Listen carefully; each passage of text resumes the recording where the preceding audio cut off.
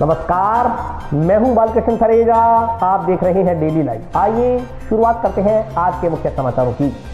तेज रफ्तार ट्रक ने बाइक सवार 3 लोगों को कुचला, बच्ची और महिला की मौके पर ही हुई मौत। आज शाम टाउन सतीपुरा मार्ग पर राजीव पैलेस के नजदीक हुआ हादसा।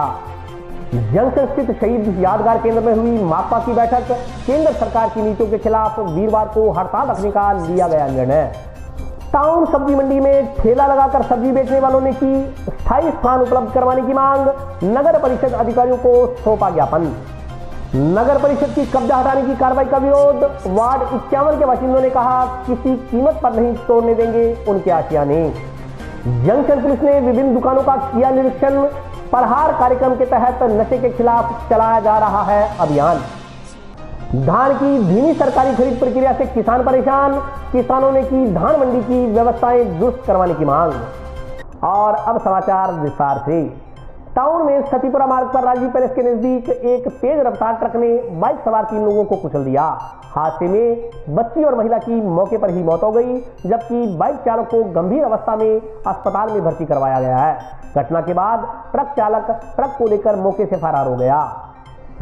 जंक्शन सतीपुरा बाईपास पर आज शाम एक ट्रक ने बाइक सवार 3 लोगों को कुचल दिया। हादसे में बाइक सवार एक महिला और 3 वर्षीय बच्चे की मौके पर ही दर्दनाक मौत हो गई। दुर्घटना के बाद ट्रक चालक मौके से ट्रक को भगा ले गया। इसके बाद आसपास मौजूद लोगों ने 108 एम्बुलेंस के जरिए बाइक चालक को गंभीर हालत में राजकीय जिला चिकित्सालय पहुंचाया। इस संदर्भ में जानकारी देते हुए टाउन थाना प्रभारी रमेश माचरा ने बताया कि रोड़ावाली का रहने वाला यासीन खान खेती बाड़ी करने का धंधा करता है। आज शाम वह अपनी पत्नी और बच्चे के साथ बाइक पर सवार होकर टाउन की तरफ आ रहा था। इस दौरान टाउन सतीपुरा मार्ग पर स्थित राजवी पैलेस के नजदीक पीछे की तरफ से आ रहे ट्रक ने बाइक को जोरदार टक्कर मार दी। हादसे में यासीन की पत्नी कुलसुमा और बच्चे शौकत की दर्दनाक मौत हो गई। फिलहाल पुलिस ने मृतकों के शव जिला अस्पताल की मोर्चरी में रखवाए हैं और घायल बाइक सवार का इलाज चल रहा है। पुलिस ट्रक चालक की तलाश में जुटी है। एक्सीडेंट हुआ था, हम रोड़ावाली से जो आ रहे थे भाई, और हम मौके के ऊपर पहुंचे। बाइक थी हमारे पास, जीप थी, और एम्बुलेंस को फ़ोन मारते रहे। पहले तो एम्बुलेंस आई नहीं, और एक आधे पौने घंटे के बाद आई, तो 1 किलोमीटर चलने के बाद एम्बुलेंस ख़राब हो गई, और 1.5 घंटा फिर उधर खड़े रहे। रोड़ावाली से 5 किलोमीटर 10 किलोमीटर पड़ता है जहाँ एक्सीडेंट हुआ था। वहाँ से जीप मंगवाई और मरीज को हॉस्पिटल के लेके अंदर आए। घटना ये हुई थी साहब, वो मोटरसाइकिल पर आ रहे थे, एक बच्चा था, एक लेडीज और एक लड़का था। तो पीछे से ट्रक वाला आया और पीछे से टक्कर मारी। वो 2 तो लेडीज बच्चा तो वहीं पे ख़त्म हो गया, और एक को हम लेके आ गए इधर। और उसके बाद बावजूद भी एम्बुलेंस का प्रक्रिया ये रहा कि एम्बुलेंस पहले तो आई नहीं है, वो आ गई, और 3 किलोमीटर मरीज डालने के बावजूद 3 किलोमीटर चल के एम्बुलेंस ख़राब हो गई। अगर वो भी मरीज़ मर जाता तो प्रशासन क्या जिम्मेवार होता? मैं तो एक बात प्रशासन से ये पूछना चाहता हूँ, अगर वो एम्बुलेंस वाला मरीज़ ख़राब होने की वजह से मरीज मर जाता तो क्या प्रशासन जिम्मेवार रहता? क्या मृतक कुसुमा भी है, छोटी बच्ची का नाम है अंश, और जासिम लड़के का नाम है, जो अभी सही है। अभी फिलहाल ठीक है। हनुमानगढ़ सतीपुरा बाईपास में जीएम रिसोर्ट के पास में अभी घंटा भर पहले एक ट्रक और मोटरसाइकिल की टक्कर में एक मोटरसाइकिल सवार महिला व उसकी 2-2.5 साल की बच्ची की डेथ होगी मौके पे। उसके पति की एक पैर है वो दुर्घटना में टूट गया। ट्रक है वो ट्रक चालक मौके से ट्रक को भगा के ले गया, जिसकी सीसीटीवी कैमरे से चेक करके नंबर को पता किया जा रहा है। दोनों की डेड बॉडी हॉस्पिटल में रखवाई गई है। परिजन अभी हॉस्पिटल पहुंच रहे हैं। जैसे भी वो रिपोर्ट देंगे उस पर रिपोर्ट दर्ज करके मुकदमा करके और पोस्टमार्टम करवा के डेड बॉडी परिजनों को सुपुर्द की जाएगी। टाउन में एसआरएम स्कूल अंडरपास से एफसीआई गोडाउन तक बनने वाली सड़क के स्थान का कृषि विभाग के निदेशक ताराचंद मीणा ने निरीक्षण किया।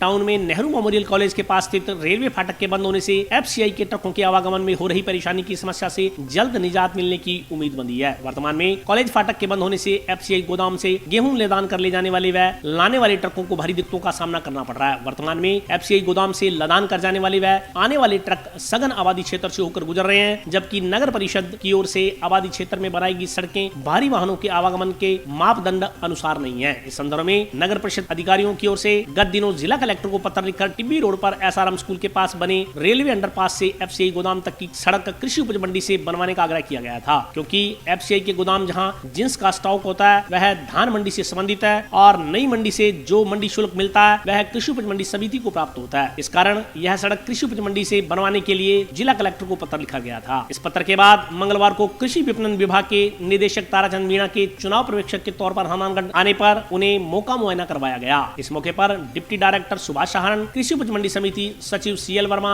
एक्शन सुभाष बंसल, नगर परिषद सभापति गणेश बंसल सहित अन्य लोग उपस्थित थे।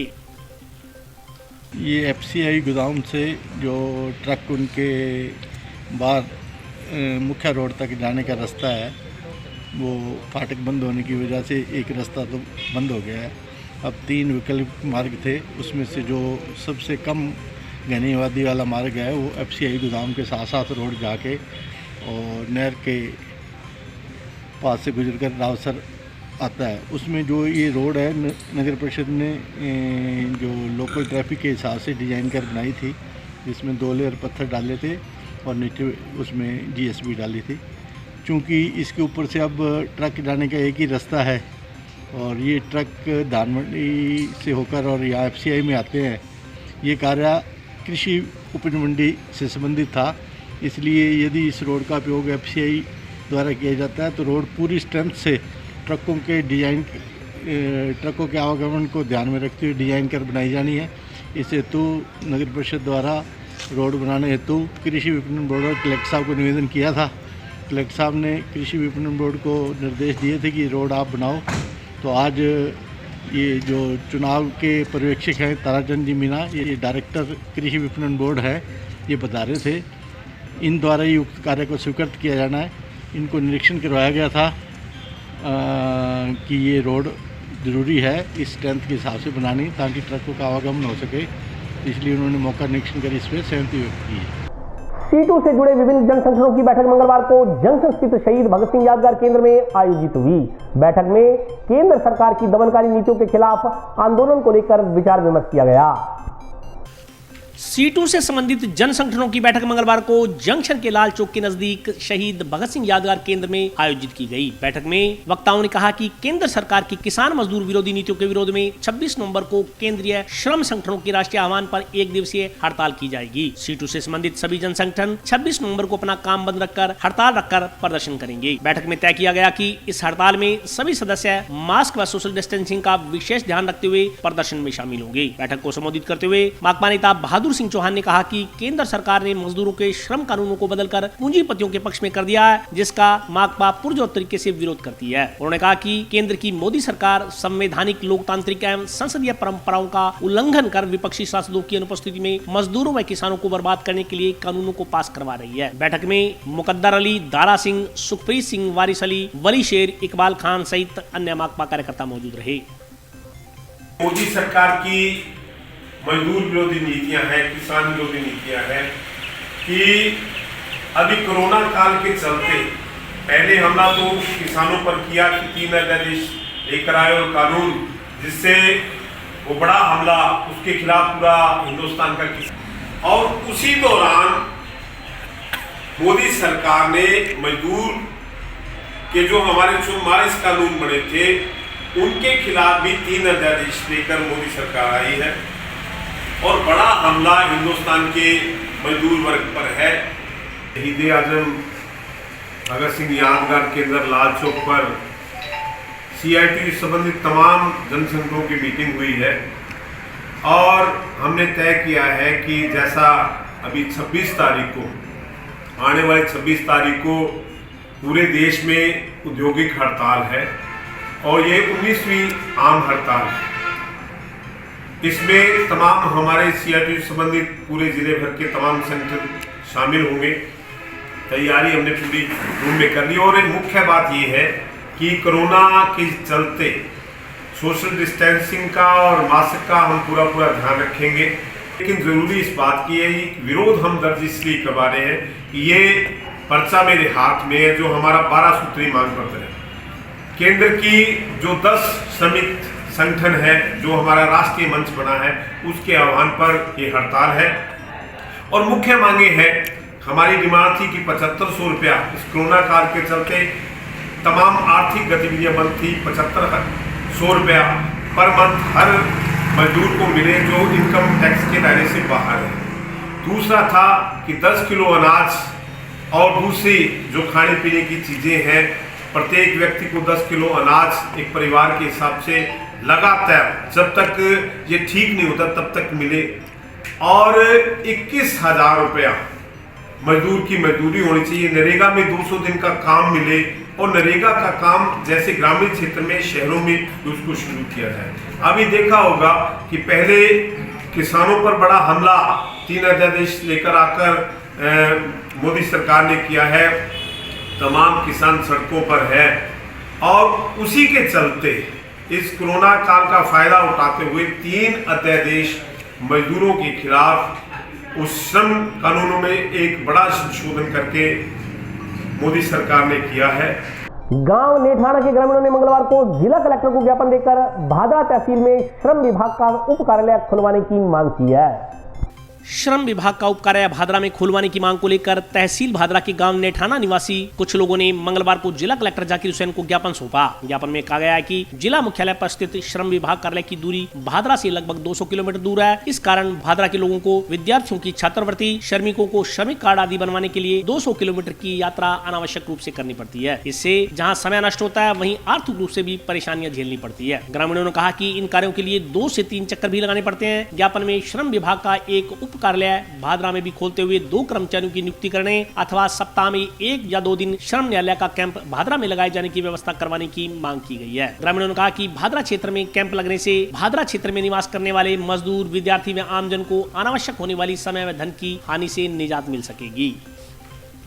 कलेक्टर साहब से मिलने के लिए श्रम विभाग बेश्रम विभाग बन चुका है, और जो छात्रवृत्ति की फाइलें हैं उसके लिए खुद जांच के लिए नहीं आते और बार बार यहाँ परेशान करते हैं लोगों को।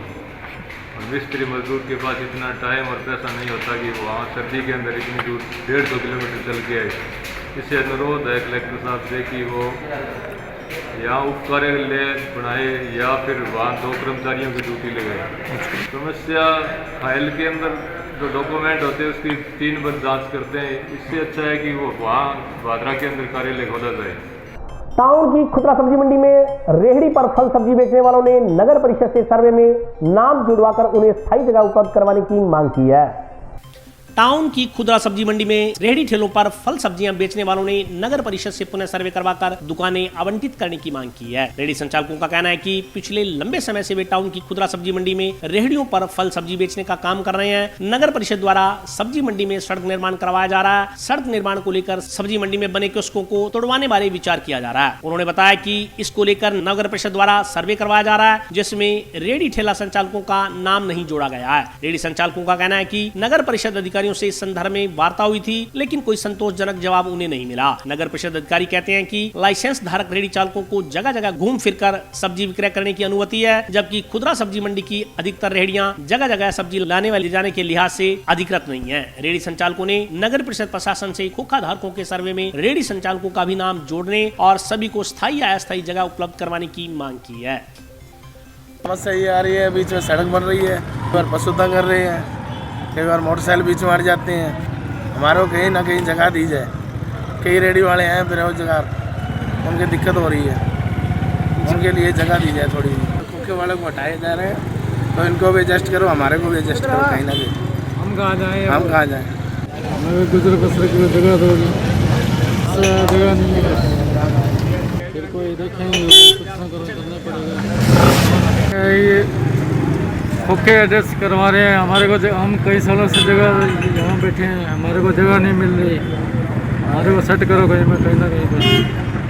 हमारी तो सर प्रशासन से यही मांग है कि रोड बन रही है, शहर का सौंदर्यकरण हो रहा है, बहुत अच्छी बात है, होना भी चाहिए, काफ़ी वर्ष बाद हो रहा है। हम भी इस बात से बहुत खुश है, बड़ी है, गंदगी खत्म हो गई। रोड के साथ साथ हमारा पशुओं का भी थोड़ा इलाज हो जाए तो अच्छी बात है। उनको आगे सर्दी भी आ रही है, आगे कमज़ोर पशु है, बीमार पशु है, आवारा पशु है, उनको एग्रो वाली फाटक गौशाला है उसमें या मेन गौशाला में जहाँ भी प्रशासन एडजस्ट करे बहुत अच्छी बात है। लेकिन हमारे भी तो रोजगार का ध्यान में रखते हुए प्रशासन को सोचना है।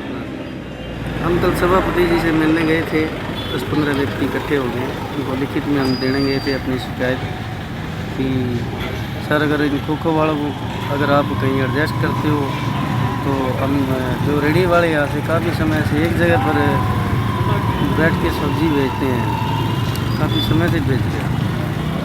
वो कहते रेडी तो आपको चलने के लिए है, आपके पास चल फिर के बेचो।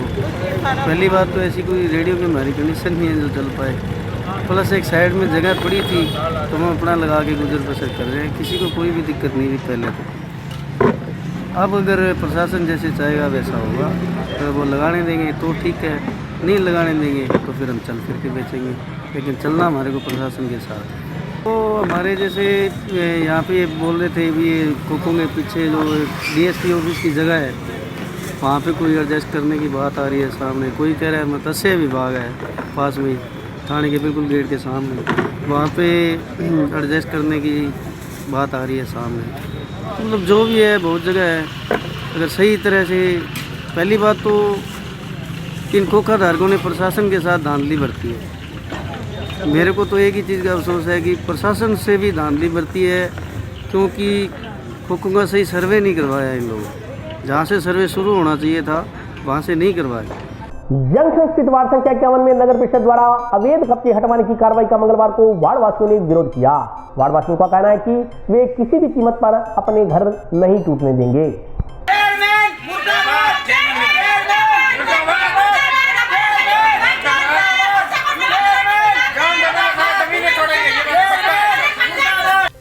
जंक्शन के वार्ड संख्या 51 में नगर परिषद द्वारा अवैध कब्जे हटवाने की कार्रवाई का विरोध लगातार जारी है। मंगलवार को दूसरे दिन नगर परिषद का अतिक्रमण रोधी दस्ता अवैध कब्जे हटवाने के लिए जब वार्ड में पहुंचा तो लोगों ने नगर परिषद की कार्रवाई का विरोध किया। विरोध के बाद JCB मशीन वापस चली गई। वार्ड के लोगों ने बताया कि कई दशकों से इसी वार्ड में रह रहे हैं, इसी जगह उनके स्थायी बिजली और पानी के कनेक्शन चल रहे हैं, लेकिन नगर परिषद द्वारा अतिक्रमण बताकर उनके घरों को तोड़ा जा रहा है। वार्ड वासियों का कहना है कि दिहाड़ी मजदूरी करके एक-एक ईंट जोड़कर उन्होंने अपने आशियाने बनवाए हैं। लॉकडाउन के बाद लोगों की आर्थिक स्थितियां पहले ही बहुत खराब हो चुकी हैं। अब नगर परिषद उनके सिरों से छत भी छीनने का प्रयास कर रही है। वार्ड वासियों का कहना है कि चाहे उनकी जान चली जाए, लेकिन वे अपने मेहनत से तैयार किए गए आशियाने उन्हें नहीं तोड़ने देंगे। बात कुछ नहीं हुई, बात वही कल वाला जो आपको बताया था आपको, बिना मतलब के आगे तोड़ने के लिए वही बात हुई। पहले तो वो खाली प्लॉट तोड़ रहे थे, अब ये बीच में सभी रह रहे हैं। इनके मम्मी पापा तो बच्चे के गए भट्टे पे काम करने के लिए, और बच्चे घर में थे, इनका सामान बाहर निकाल के और JCB लगा दिया इनके घरों में। इतने में सभी इकट्ठे हो गए तो अब JCB वापस ले गए। ये तो सरासर धोखा है सर। हम गरीब आदमी एक-एक ईंट जोड़ पूरे दिन मजदूरी करके फिर एक ईंट जोड़ा है। आप AC में बैठ के कानून बना देते, तोड़ दो हटा दो, कहाँ चाहें हम।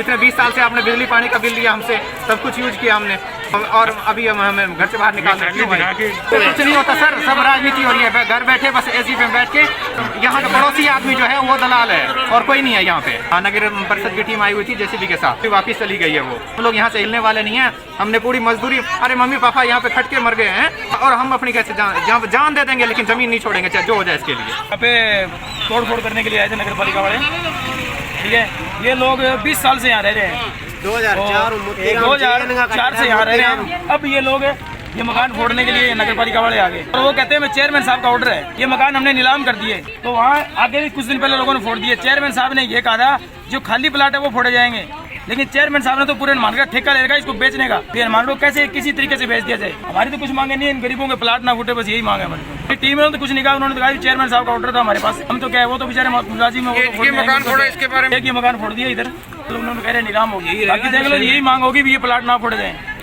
और अभी वक्त ब्रेक का, हाजिर होता हूँ छोटे से ब्रेक।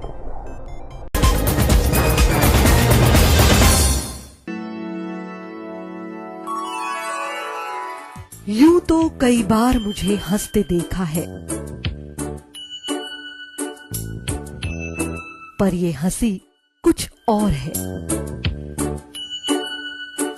ये गहना मुझ पर जचता है, पर ये महज एक गहना नहीं, ये रूपरेखा है मेरे मन की, हंसती खिलखिलाती लहरों की, जो आतुर थी अब तक मुझ पर सजने को। इसलिए ये गहना ही मेरा सच्चा श्रृंगार है, श्रृंगार है, श्रृंगार है।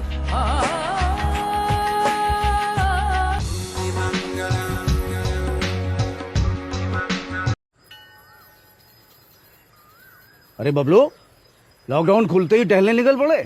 महामारी अभी फैली हुई है। सरपंच जी टहलने नहीं, काम पे वापस जा रहे हैं। तुझे डर नहीं लगता वायरस पकड़ लेगा? पहले थोड़ा बहुत डर लगता था, फिर पता चला कि अगर मैंने पूरी सावधानी बरती तो ये बीमारी होने की संभावना कम है। सबसे महत्वपूर्ण है ये मास्क। काम पर मास्क हमेशा पहनूंगा, समय समय पर हाथ धोता रहूंगा और दूसरों से हर वक्त कम से कम 2 गज की दूरी बनाए रखूंगा। खुद को, दूसरों को और अपने परिवार वालों को भी सुरक्षित रखूंगा। अरे भाई, मेरी जिम्मेदारी बनती है तुझे चेतावनी देना, तो दे दिया। जब देश के मेडिकल और स्वच्छता कर्मचारी रोज कोरोना वायरस से लड़ने का काम कर रहे हैं तो हमारी भी तो जिम्मेदारी बनती है अपना काम करने की। बबलू, तुझे कुछ हो गया तो? हजारों लोग इस बीमारी को हराकर ठीक हो चुके हैं और अगर किसी कारण मुझे ये बीमारी हो भी जाए तो सरकार ने अस्पताल में हमारे इलाज के लिए पर्याप्त व्यवस्था कर रखी है। ये घबराने का वक्त नहीं, एक दूसरे का हौसला बढ़ाने का वक्त है। अरे ऐसे क्या देख रहा है? तू काम पे जाएगा, मैं नहीं जाऊंगा, नाक नहीं कट जाएगी मेरी। चलो। मास्क। हाँ, मास्क मास्क। अरे नाक तो ढक लो। हाँ।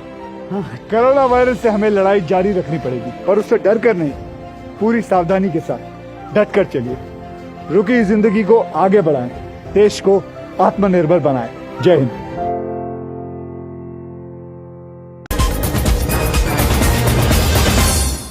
ब्रेक के बाद स्वागत है। आइए नजर डालते हैं अगले समाचारों पर।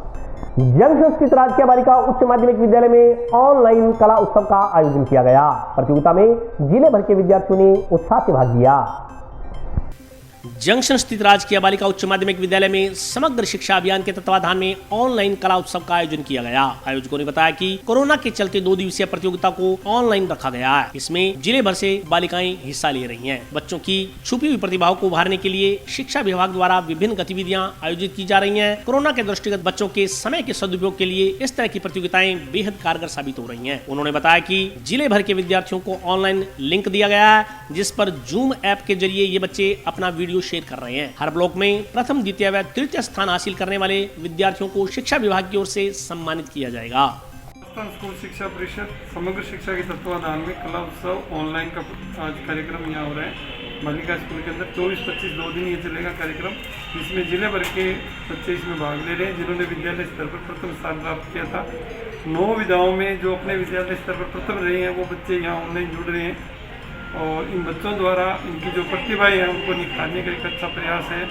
राजस्थान सरकार और स्कूल शिक्षा परिषद इन बच्चों की सृजनात्मक प्रतिभा को विकसित करने के लिए, निखारने के लिए प्रयास कर रही है और कोरोना काल को देखते हुए ऑनलाइन इन्हें लिंक प्रदान किए गए। जूम ऐप के माध्यम से ये अपने बच्चे अपनी प्रस्तुति दे रहे हैं और ये कार्यक्रम चलते चलेगा और जो जिला स्तर पर प्रथम रहेगा, छात्र और छात्रा अपने बड़ी विधा के अंदर वो राज्य स्तर पर भाग लेंगे। जंक्शन पुलिस ने नशे पर अंकुश लगाने के लिए चलाए जा रहे प्रहार अभियान के तहत मंगलवार को मुख्य बाजार में दुकानों का निरीक्षण किया।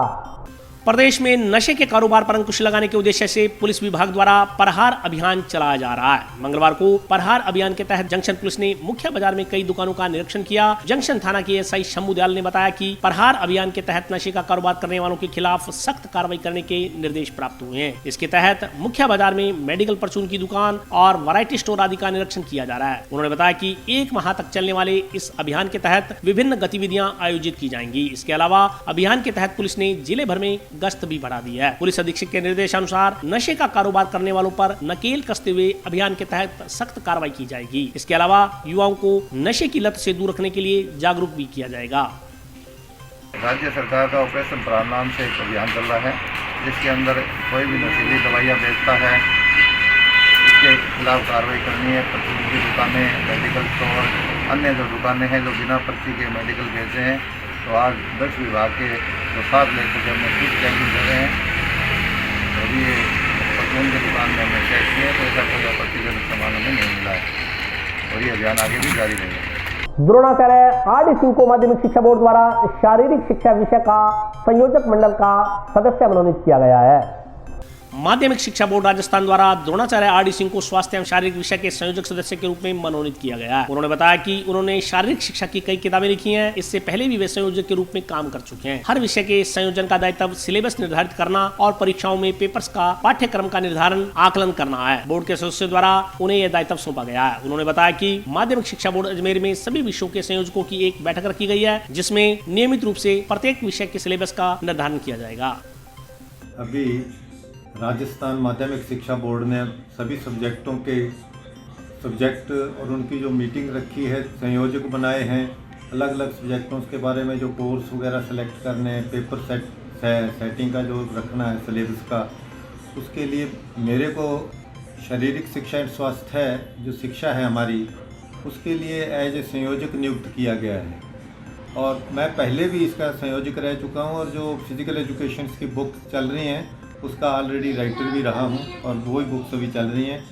लेकिन कल 12:30 बजे 25 तारीख को 12:30 बजे माध्यमिक शिक्षा बोर्ड में हमारे माननीय अध्यक्ष महोदय सेक्रेटरी जी उन्होंने एक मीटिंग रखी है। कल वो मीटिंग अटेंड करेंगे, उसमें पता लगेगा कि अभी जो अलग अलग क्लासेस के विषय हैं उसमें शारीरिक शिक्षा और स्वास्थ्य विषय के लिए कौन से सिलेबस को चयन किया जा रहा है, कैसे करना है, वो सारा कल हम उसको नियमित रूप से तय करेंगे। धान की धीमी खरीद प्रक्रिया से टाउन जंक्शन की धान मंडियों में धान लेकर आने वाले किसान परेशान है।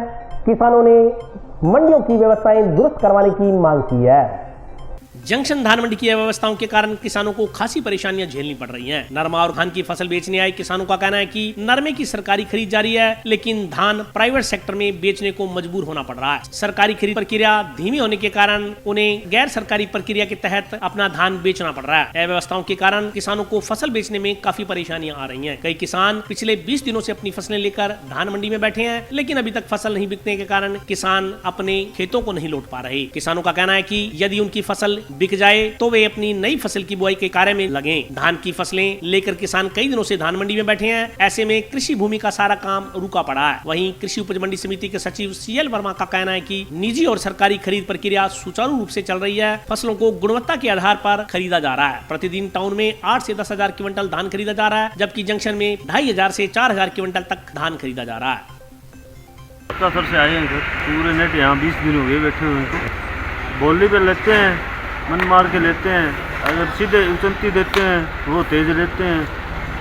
ये आ रही है यहाँ कोई व्यवस्था तो है नहीं मंडी समिति की, ना कोई दुकानदारों की है ना कोई और है। बस आ जाते हैं यहाँ पूरी रात मच्छर काटते हैं, बैठे हैं, ना तो अच्छा भाव मिल रहा है ना बात। हाँ बिल्कुल सूखा हो तो ये तो गिल्ला है, ये ऐसे है, ये इसमें ये है कि ये है, बहुत बहानेबाजी करते हैं। ये है भी हमारे जो धान है इसका हमारे को सही भाव मिल जाए बस। 16 दिन हो गए कोई मैदान नहीं होया। 2-3 जने आते हैं बोली देते हैं 8-10 दिन हम तक कोई पाल के ज़्यादा जब मर्दी से पहले खरीद लेने मुड़ के बोली वाला कोई जो कोई माड़ा तो मैं आने ये तो 26 में हाँ नहीं मिलेगा। ये तो कोई विस्तार से क्या नहीं विस्तार तो बस फिर देता यही मांग करते हैं खेती की 4 बंदे हों तब बारी इकट्ठे होकर चलना हो ना, एक दो आ जाते 2-3 फड़े रह जाते फिर की फिर ये मिलता है मेरी स्वार के लाओगे। नरमे की सरकारी खरीद चल रही है और प्राइवेट तो बहुत कम आ रहा है। और इसके अलावा धान की जो प्राइवेट खरीद है वो नियमित रूप से चल रही है, जिसमें जंक्शन में लगभग 2500 से लेकर के 4000 क्विंटल तक पर डे बिक रहा है। इसके अलावा टाउन के अंदर 8 से 10 हजार क्विंटल प्रतिदिन बिक रहा है। तो जैसे जैसे आ रहा है वैसे वैसे बिक रहा है। स्टार्टिंग में थोड़ा मॉइस्चर ज़्यादा होता है, तो ज़्यादा मॉइस्चर वाला है उसको फिर के अगले दिन बोली हो जाती है। और बाकी किसान पर भी निर्भर करता है, वो ज़्यादा ऊंचे भाव लेने के हिसाब से बोली स्वीकार नहीं करता तो उसका दोबारा अगले दिन बोली मिल जाती है। तो दीपावली के समय में 5 दिनों की छुट्टियों में किसान कुछ माल ले आए थे, तो स्वाभाविक था कि छुट्टियाँ थी तो उन दिनों में बोली नहीं हुई। और उसके बाद रूटीन के बाद नई प्रक्रिया सही चल रही है। नमी तो इसमें क्या 18% तक जो मॉइस्चर है उतने तक ही व्यापारी लेते हैं। उसके ज़्यादा मॉइस्चर है तो वो वहाँ फैक्ट्री में स्टोर करने के बाद उसकी क्वालिटी में फर्क पड़ जाता है, इसलिए मॉइस्चर को देख करके परचेज करते हैं। गिरते तापमान के बीच कोरोना संक्रमण फैलने का खतरा और ज्यादा बढ़ गया है। ऐसे में अपनी दिनचर्या में बदलाव कर मौसमी बीमारियों से कैसे बचा जा सकता है, आइए जानते हैं इस बारे में डॉक्टर्स की राय। प्रतिदिन गिर रहे तापमान के कारण कोरोना संक्रमण फैलने का खतरा भी बढ़ता जा रहा है। गिरते पारे के बीच बुखार के मरीजों की संख्या में लगातार इजाफा हो रहा है। जिला चिकित्सालय के चिकित्सक डॉक्टर ब्रजेश गौड़ का कहना है कि मौसम में बदलाव के कारण कोरोना संक्रमण के मरीजों की संख्या बढ़ने का अंदेशा है। ऐसे में बच्चों और वृद्धजनों को विशेष रूप से खुद का ध्यान रखने की जरूरत है। जो लोग हृदय और श्वास संबंधी रोगों से ग्रस्त हैं, उन लोगों को संक्रमण से ज्यादा एहतियात बरतने की जरूरत है। उन्होंने बताया कि बदलते मौसम के बीच अपनी दिनचर्या में बदलाव कर और खान पान को सही कर बीमारियों से बचा जा सकता है। इसके अलावा सर्दी में घर से बाहर जाते ही व्यायाम करने से बचना चाहिए। इससे हृदयाघात जैसी बीमारी दिक्कत पैदा कर सकती है। व्यायाम करने से पहले शरीर को हल्की कसरत से वार्म अप करें। साथ ही कोरोना के चलते रोग प्रतिरोधक क्षमता बढ़ाने वाले खाद्य पदार्थों का अधिकाधिक सेवन करना चाहिए। आम जन से मेरा अनुरोध है कि जो इस समय मौसम में बदलाव आ रहा है, इसमें विभिन्न तरह की बीमारी और संक्रमण बढ़ के अपने सामने आ सकता है। और जो वृद्धजन हैं, बच्चे हैं या अन्य बीमारियां जिनमें डायबिटीज़ या हाइपरटेंशन या हृदय की बीमारियां हैं, जिनके ऊपर ये वायरस वगैरह कोई भी जो बीमारी चल रही है बदलते मौसम में, वो ज़्यादा अटैक करती है। तो इस तरह से वृद्धजनों को और बच्चों को और जो बीमार हैं, कोमोर्बिड कंडीशंस हैं, डायबिटीज़, हाइपरटेंशन और हार्ट की कंडीशंस हैं, उन मरीजों को विशेष तौर से बचाव रखना चाहिए। और खान पान के अंदर भी इसमें बदलाव लाना चाहिए। गर्म चीज़ें खानी चाहिए, ठंडी चीज़ों से बचाव रखें, न कि बासी चीज़ें भी नहीं खावें और फ्रिज में रखे हुए सामान को भी अवॉइड करें। दिन रात कसरत, मतलब सुबह सुबह कसरत करें और घर में ही करें, बजाय ठंडे वातावरण में एकदम से एक्सपोजर होकर अपने कई बार हृदय की बीमारियां या लकवा वगैरह इस तरह की बीमारियां जल्दी से आ जाती हैं। तो अचानक ठंड के अंदर नहीं जावें, बजाय इसके घर पे अपने साधारण हल्का एक्सरसाइज करते रहें और इम्यूनिटी बढ़ाने वाली चीज़ें खावें, जैसे कोई हल्दी है, अदरक है और ऐसी चीज़ें जिनसे ताकत शरीर में आवे और बढ़े, ऐसी चीज़ें खावें। अच्छी तरह से कवर करके कपड़े पहन के इसमें जाना चाहिए। कपड़े पहन के जाएंगे तो अपने हृदय की बीमारियाँ, हार्ट अटैक वगैरह और लकवा वगैरह इस चीज़ें कम आएंगी। और सबसे पहले उठ के हल्का सा वार्म अप करें, हल्की एक्सरसाइज करें, फिर बाहर घूमने निकलें। ये ज़्यादा पर्याप्त है और ज़्यादा उचित भी है। और आज के लिए बस इतना ही। कल फिर हाजिर होता हूँ नए समाचारों के साथ। तब तक के लिए नमस्कार।